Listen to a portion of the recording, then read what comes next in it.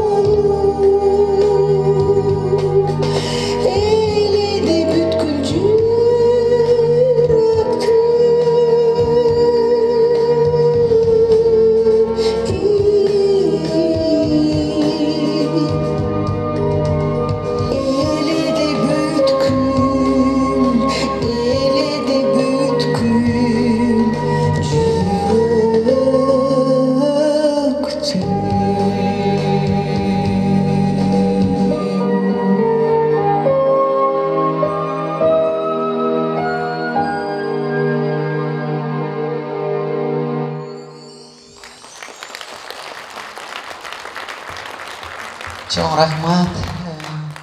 Biz mına çıkarmacıl adamlar Melis menen dagı Melis'tin köp jakşылыгын көргөнбүz. Ошо Melis'tin arkası menen Атайбектин жаз деген ыры тартылып мына сиздер жакшы билесиздер. Ошондой эле Эрнест менен биз жолукпасак дагы былтыркы ошол эскерүү кечесинде Каалга деген китебин алып, ошо жерден сонун ырларын окуп, анан 3 ырына Атайбек оон жазган азыркы Сүйүү мунары ошол ырдын оон бети жары болду. Эрнест айбагандай таланттуу акын экенин биз ошол ырларын окуп ынандык. Биздин жүрөгүбүздө ошол ырлары, жакшылыктары дайыма эсибизде калат. Ошон үчүн ушул эки инсанга Алла дайым жаткан жерлерин жарык кылып, жандарына бейиштен орун берсин деп биз дайыма дуа кылып жүрөлү.